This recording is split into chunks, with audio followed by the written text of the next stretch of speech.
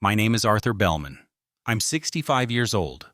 For most of my life, I worked behind locked doors and encrypted systems, designing cybersecurity protocols for classified government networks. Nothing flashy, nothing public, just code logic and silence. I was the man people never noticed, the one keeping the digital skeletons hidden in vaults most people didn't know existed. I never thought my retirement would end in a courtroom. And I never imagined that the person trying to erase everything I had ever stood for would be my own daughter. It happened on a Wednesday. I remember the weather, clearly gray clouds, cold air, that strange stillness that always shows up before something irreversible. I sat in court wearing my best navy blazer, not because I wanted to impress anyone, but because I was raised to show respect in places where truth was supposed to matter. My daughter Rachel stood at the opposite side of the room, 40 years old, dressed in her designer suit like she belonged to a world where people like me didn't fit. She didn't look at me, not once. Her eyes were sharp, cold, like I was just another case file she needed to win. When the judge asked if she had anything to say regarding the inheritance dispute, Rachel didn't hesitate. She stepped forward and said it loud enough for every reporter, every whispering stranger in the courtroom to hear. "He's just a greedy old man who never deserved anything." The room fell silent. I didn't flinch. I didn't respond. I simply breathed in slow and steady. She went on to say that I was mentally unfit, that I had isolated myself from the family, and that I was clinging to a house I neither built nor maintained.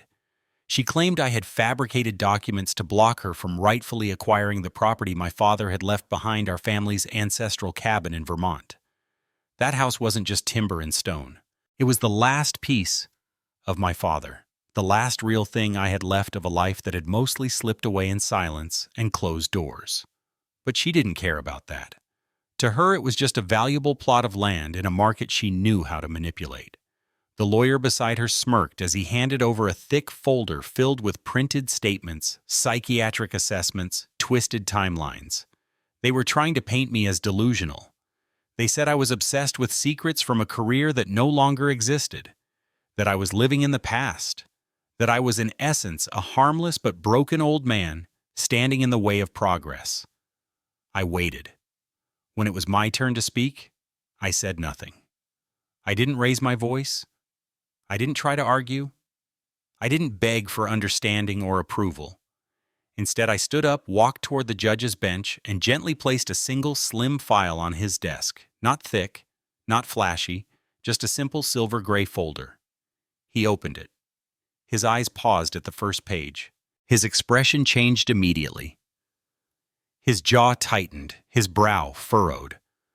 And then, in a voice sharp enough to cut through the air like glass, he said 5 words that stopped time. "No one move. Close the doors. Now." The courtroom froze. 2 men in crisp military police uniforms entered through the side doors.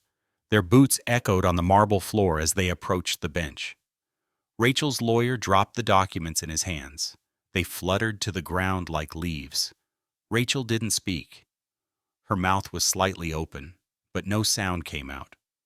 She turned toward me, and for the first time in years, I saw something behind her eyes that wasn't arrogance. It was fear. My entire family went pale. I didn't gloat. I didn't look around the room to measure the reaction. I simply walked back to my seat, placed my hands in my lap, and waited. Because I knew something they didn't. This was not about revenge. It wasn't about money. It wasn't even about the house. This was about truth, about dignity, about standing your ground not by shouting, but by enduring. And I had endured for years.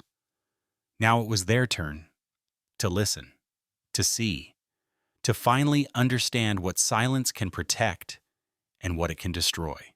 My story didn't begin in a courtroom. It began in a small 2-bedroom house on the outskirts of Albany, New York. My father, Walter Bellman, was a carpenter with hands like stone and a voice like gravel. My mother, June, was softer, quiet, meticulous, devoted, in a way that made everything she did feel sacred, even ironing shirts or folding napkins. I was their only child for 8 years until Rachel came along. By then, I was already growing into the kind of man who didn't speak unless there was something worth saying. I liked puzzles. I liked rules. I liked systems that made sense. Maybe that's why computers always felt more honest than people. You give them code, they give you results. No drama, no betrayal. I never planned to work for the government. But a professor during my final year of college spotted a pattern in one of my encryption projects and passed it along. One security clearance led to another, and before long, I found myself working on data systems buried so deep that I signed new non-disclosure agreements every 6 months. My life was compartmentalized layers of clearance, hidden roles, and classified projects. I couldn't explain to my parents what I did. I couldn't explain it to my wife. Not really. And maybe that was the first wedge between Rachel and me. She was only a child. But even then she wanted answers. Why was her dad always gone? Why did he disappear for weeks at a time? Why didn't he ever talk about his day? I never gave her what she wanted. Not because I didn't love her, but because I couldn't. After my wife died car accident, a rainy night wrong side of the road, I raised Rachel alone. Or at least I tried to, but by the time she was a teenager, she'd already made up her mind about me. I was the ghost at the dinner table. The father who never explained. The man who couldn't even say I love you without sounding like he was reading it off a form. When Rachel turned 18, she left without a word. No note, no hug, just silence. She went on to study law at Harvard, graduated with honors, built a career out of being the loudest voice in the room. She learned how to argue, how to dismantle people with questions they didn't know how to answer. And I watched her from a distance. Birthdays came and went, holidays passed. I sent cards, sometimes small gifts. Nothing ever came back. I didn't force it. I respected the wall she built, even if it cut me in half. I moved to Vermont the year I turned 60. My father had left behind a cabin deep in the woods, hand-built in the 1950s, surrounded by pine and quiet. I fixed it up myself. Rewired the electric, repaired the windows, dug out the old basement, and built a small study down there where I could still write code just for fun, just to keep my mind sharp. It was the only place that ever felt like mine. Rachel didn't visit. Not once. She sent an email once, maybe 3 years ago. Cold, formal. She wanted to know what my estate plan looked like. I never replied. The truth was I had updated my will years ago. I named her as the sole beneficiary. Not out of guilt, not out of obligation, but because I believed that in the end, family still meant something. But everything changed when I got sick. Nothing terminal, just pneumonia that turned into a hospital stay. I was too weak to go home, so they sent me to a rehabilitation center for 2 weeks. Somehow Rachel found out. She showed up at the facility one afternoon, not with flowers, not with concern. She brought a lawyer. They asked questions, pressured the nurses, tried to get access to my medical files, wanted proof I was of sound mind. I didn't understand what she was doing, not right away. But I felt the shift. Suddenly, people looked at me differently. Suddenly, I was the old man with possible cognitive decline. When I returned home, I found paperwork in my mailbox, a petition for guardianship, filed by Rachel. She claimed I was no longer able to manage my own affairs, that I was mentally unstable and socially withdrawn. She cited my paranoid fixation on digital security and my lack of communication with family. In short, she wanted legal control of everything I owned, including the house. That's when I knew this wasn't concern. This was conquest. I didn't respond with lawyers. I didn't fight back in the way she expected. Instead, I did what I had always done best. I gathered information, quietly, patiently. I traced the real reason behind Rachel's sudden interest in my property. Turns out she had just signed a lucrative deal with a private developer.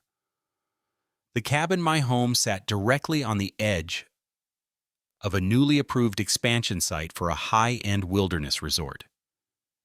They needed my land, and Rachel had promised she could deliver it. She didn't see me as her father. She saw me as a title deed in the way. That's when I made the choice. Not to scream, not to plead, but to prepare. Because if there's one thing my years in the shadows taught me, it's this. The truth doesn't always need to shout. Sometimes it just needs to wait until the moment it's finally seen. And by the time we arrived in that courtroom, I had everything I needed to let the truth do what it always does best: shatter the lie. The courthouse was modern sterile, too clean, too polished, like it was designed to drain the soul from everyone who entered. The floors gleamed under the fluorescent lights, and the silence before the hearing began felt almost holy. Or maybe it was the kind of silence that settles before a storm. I arrived alone. No lawyer, no family. Just me and the file I had spent nearly 2 years quietly preparing. Rachel arrived 30 minutes late, of course. She swept in like a gust of wind, all heels and certainty, flanked by a legal team that looked like they were auditioning for a courtroom drama. She didn't glance in my direction, not once. But her lawyer did. He gave me that smirk, the kind of smile people reserve for opponents they've already decided are weak.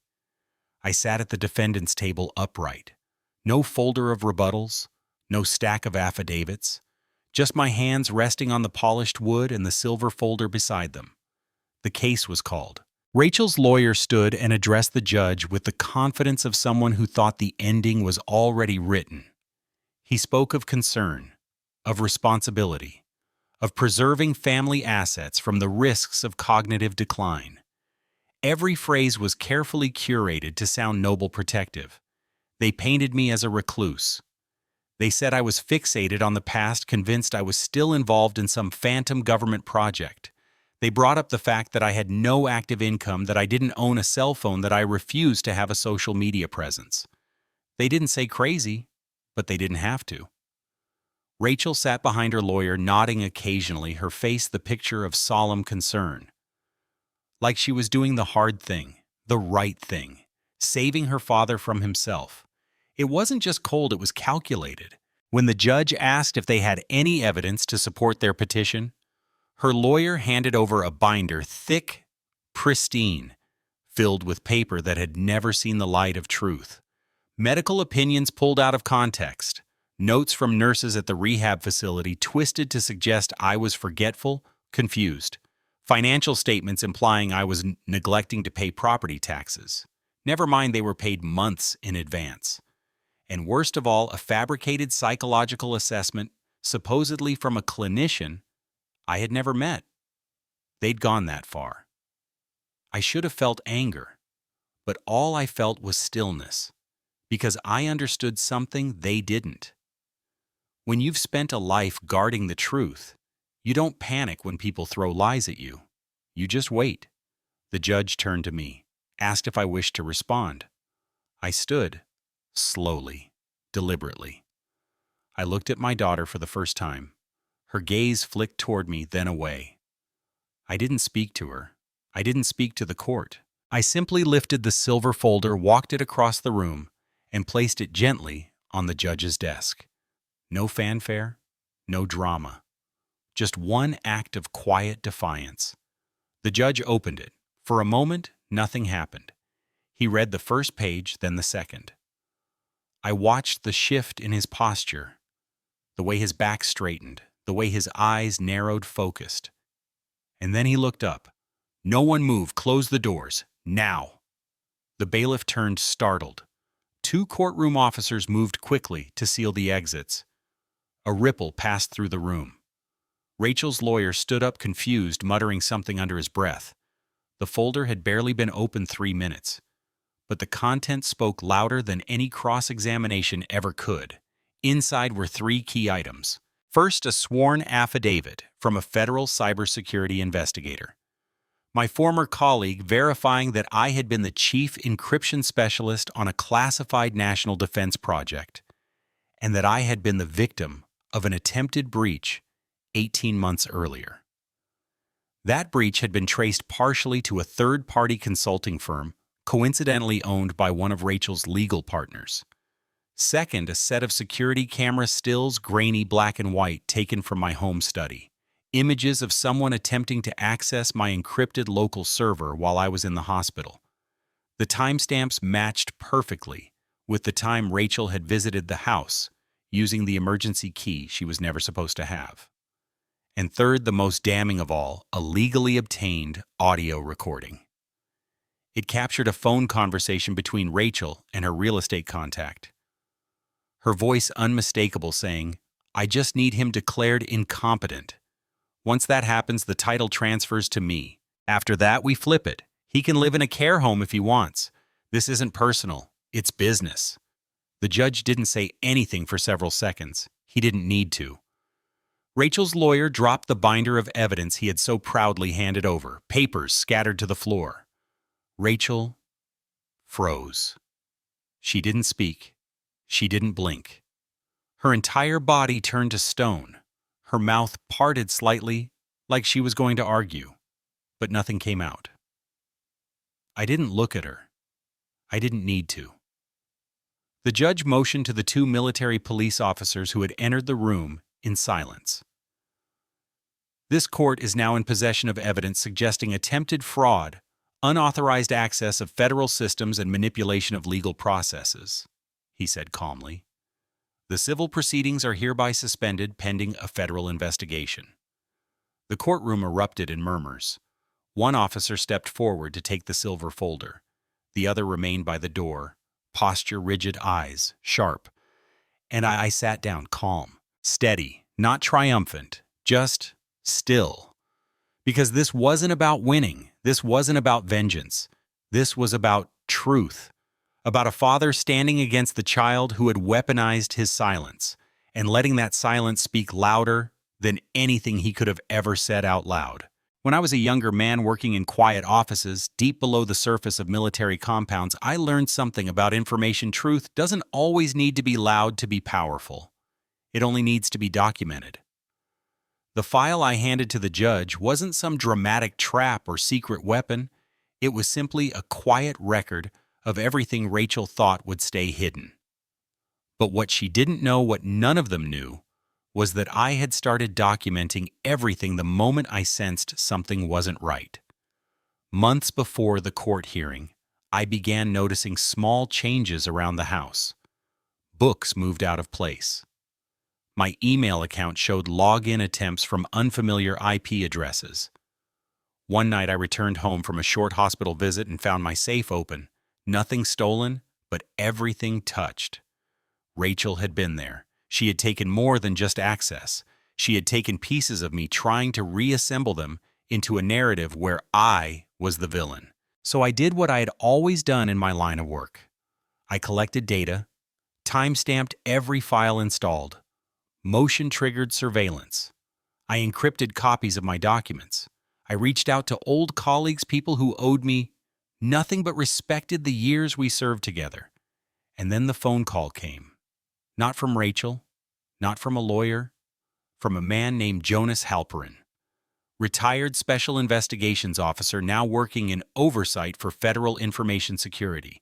He said my name had come up in an internal inquiry, an unauthorized access attempt to a decommissioned archive system.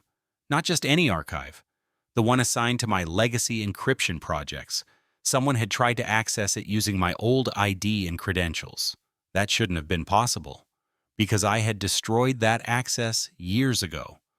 Jonas told me the breach was stopped, quickly flagged by anomalous behavior, but the attempt triggered a protocol, a quiet background investigation, cross-referencing personal ties, digital footprints, and known associations.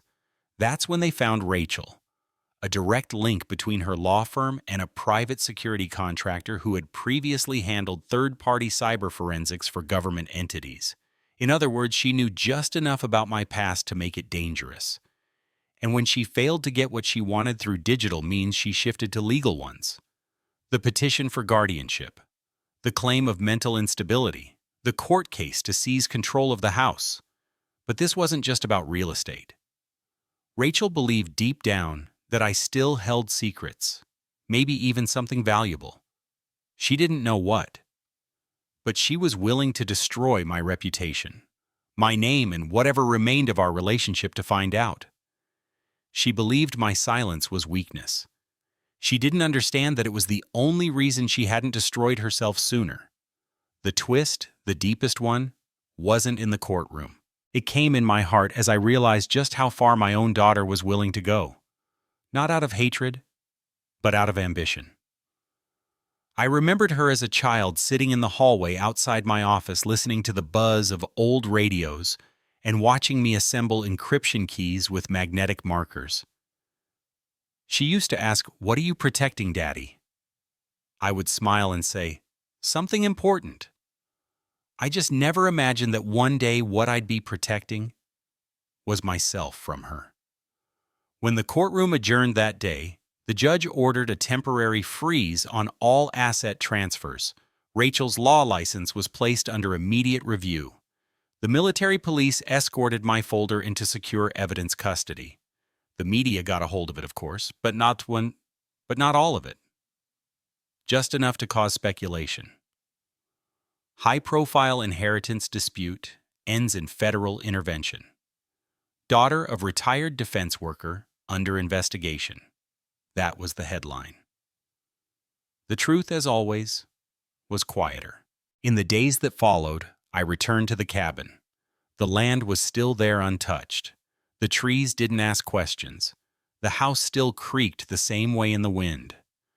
I boiled water for tea, sat by the window, and watched squirrels fight over pine cones. It was the most peace I'd felt in years. But peace doesn't erase grief. Because despite everything, I didn't hate her. I hated what she became. And I hated how long it took me to see it. That's the cruelest part of betrayal. It doesn't come from enemies.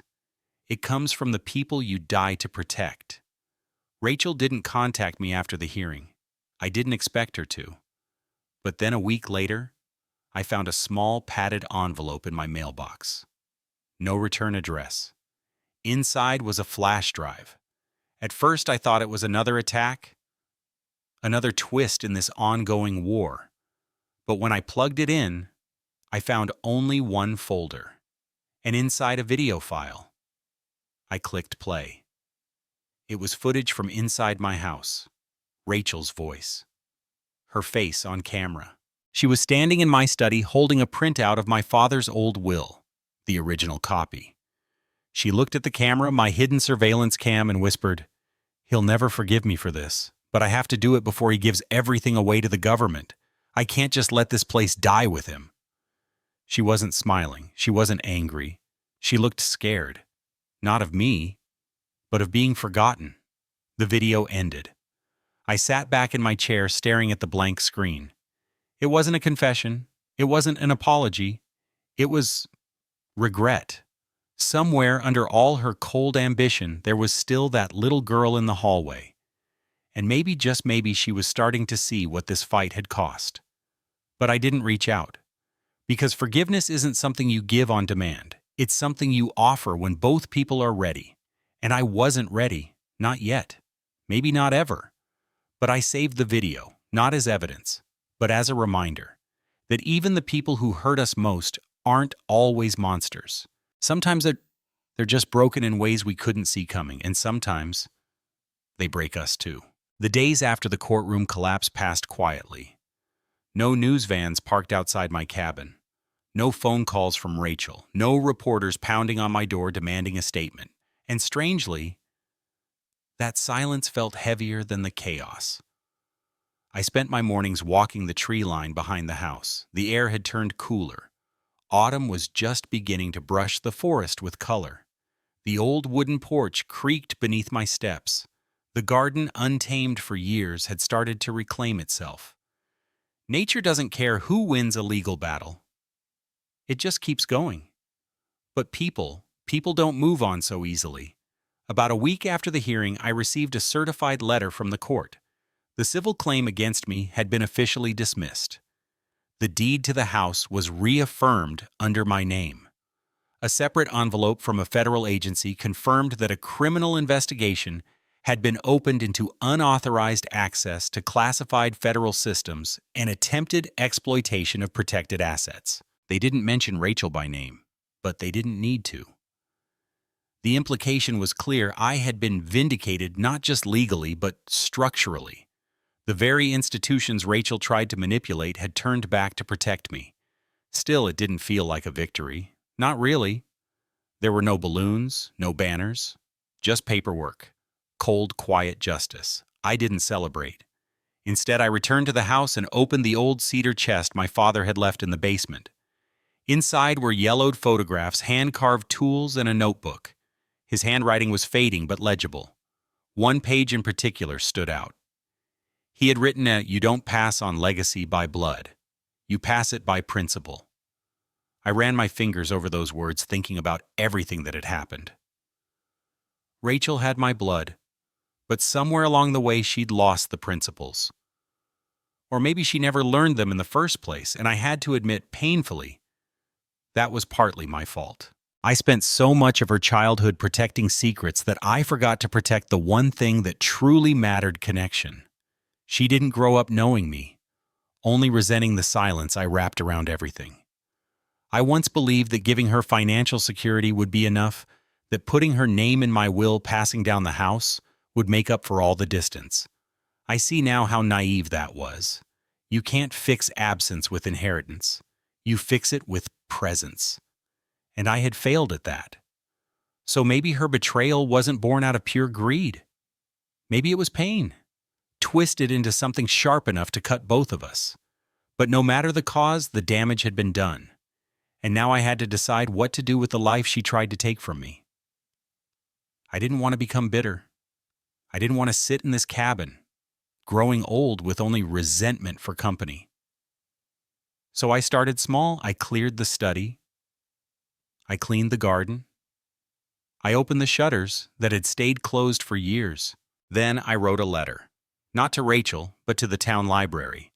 I offered to run a weekly workshop: basic computer skills, digital privacy, and online safety for local seniors. Nothing complicated, just tools to help them feel less invisible in a world that kept moving without them. They said yes.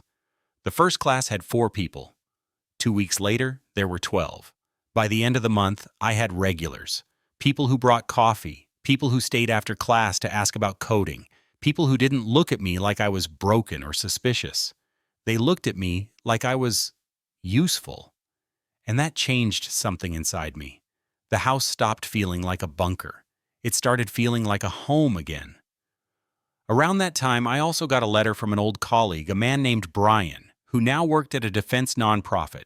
He'd heard about the case through quiet channels and invited me to a Veterans Tech Summit in D.C. Said they could use someone like me to speak about post-service resilience and digital integrity.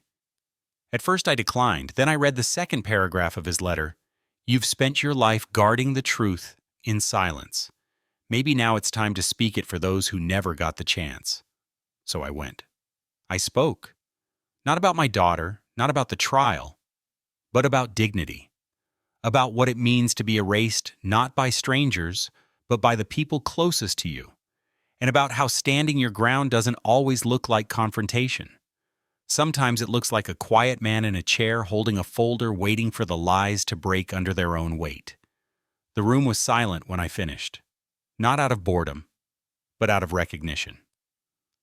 People saw themselves in that silence.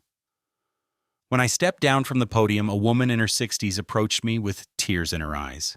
She didn't say much, just touched my hand and said, "Thank you for not giving up." I nodded, because for the first time in years, I realized I hadn't. I had bent. I had broken. But I hadn't given up. And that mattered.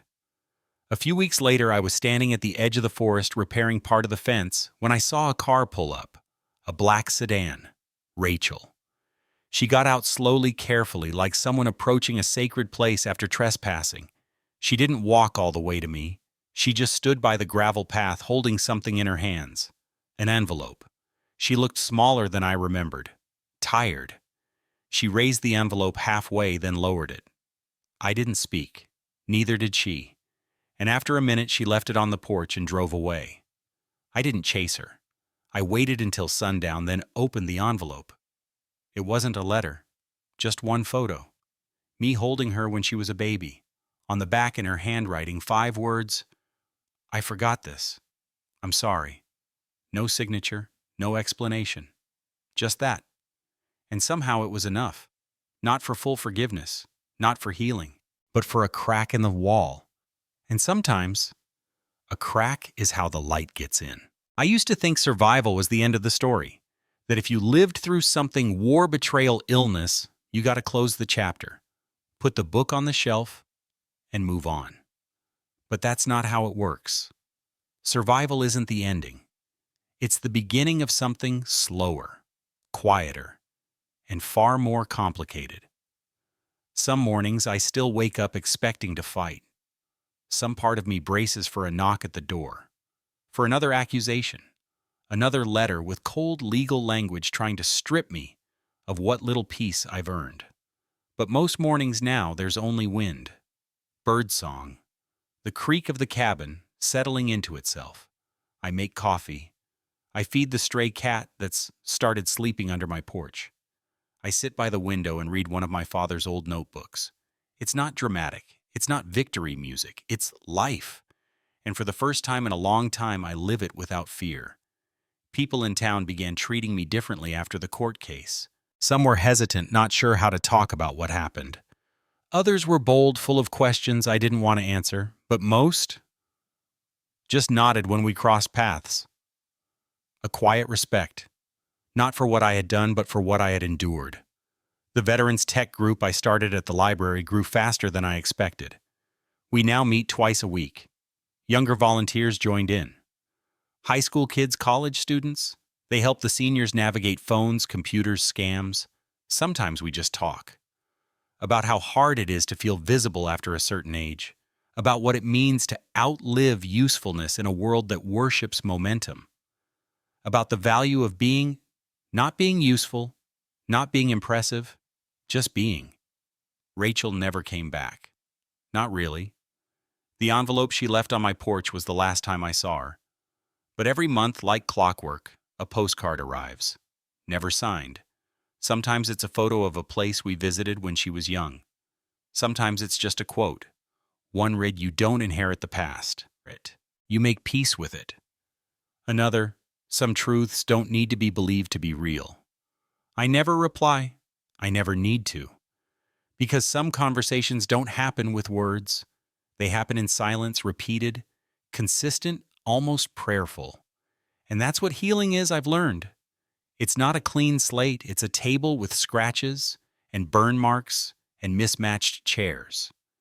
But it still holds your dinner. It still gathers light.